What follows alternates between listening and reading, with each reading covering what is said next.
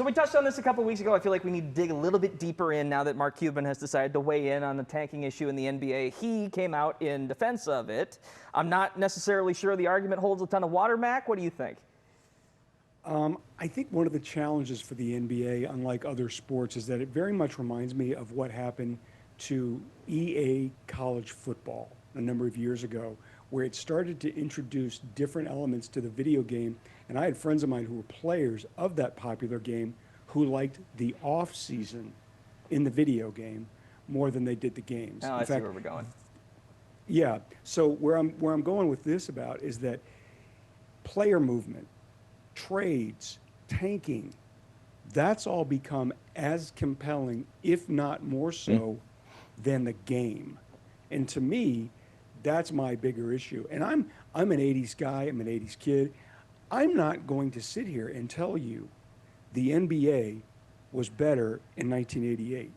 We have way much nostalgia, we're victims of nostalgia and thinking about all of those games because they're played by all these heroes of yesteryear that helped build the NBA into what it is today. But if you go back and watch an NBA game from 1988 that doesn't involve Michael Jordan, those games were not that great. The players today are better today than they were in 1988 because of those players.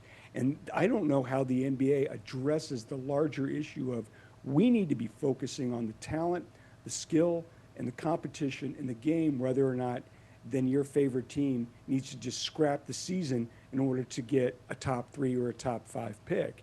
That to me is the bigger issue, because the other part that Mark, and I believe this, you can adjust the rules however you want.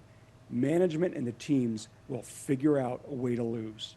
And that to me is I wouldn't call it a crisis, but I would definitely say something that Adam Silver needs to get a handle on, because this is, if you look at the bottom, I mean, look at the schedule, look at the Mavericks. Yeah. It's there. If you look at the bottom, there's nothing to sell. I mean, that is a bad product. You have way too many games that are bad product. I'm sitting here telling you that the game's better today, but there's way too many nights. There's just way too many nights.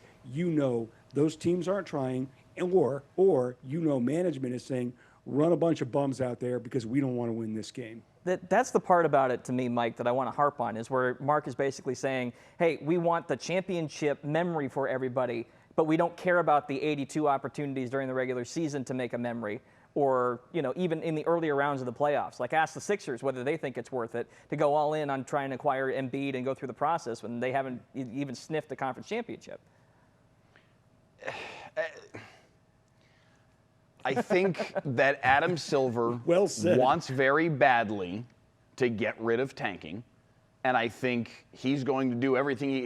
He was very pointed in what he said to owners and general managers and what have you in recent weeks, that this isn't going to be the way things are any further. According to the reporting, that was what he had to say to GMs, whatever, a week and a half ago, whatever this was.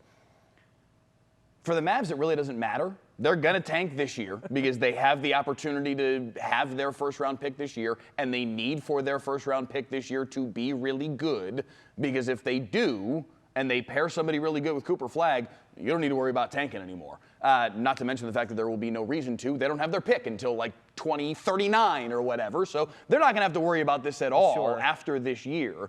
And it does sound like the rules are going to change in some form or fashion. I don't know what that looks like. Do you take all 14 teams that missed the playoffs and say everybody gets the same odds?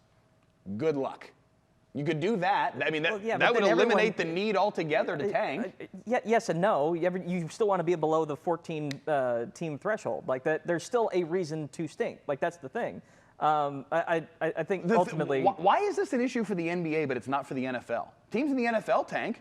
Nobody makes a big deal out of this for the NFL. Well, because one player can make a marginal difference in the NFL, but you still need 11 guys on the field. One out of 5 players. You think the Raiders aren't going to be better when they get Fernando Mendoza? I'm not saying a quarterback can't make a difference. I'm not saying a quarterback can't make a difference. But if you're trying to get the first pick, you're going to get a quarterback most of the time. Sure, I understand that, but even that is a gamble. Like, that's the thing. Like, we're talking about drafting Wembanyama. We're talking about drafting an all-world talent that we're expecting to be a generational guy a la LeBron, Mac. Like, that's the discrepancy. It's 1v5 75 versus a potential quarterback that has been known to bust. Like, that's the discrepancy. Well, and I think the other element to it is just the number of games required to tank. In an NFL season, you got 17 games. You really don't know until week 8 or 9 which way the season's going to go. And because 7 teams get in the playoffs, you're just around it. You're like, well, maybe if this or that, which is a really, it's not a fail-safe, but it's a much better way to encourage teams to continue to win.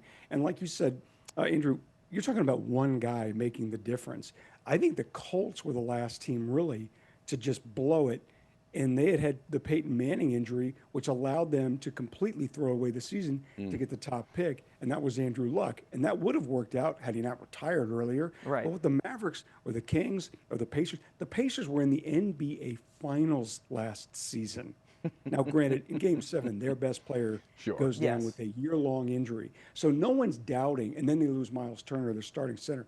So no one's doubting from day one, well, they stink. Yeah, okay, we get that. With some of these other teams, you've got to stink for 82 games. It's just the skull-crushing amount of games. You're like, oh, my God.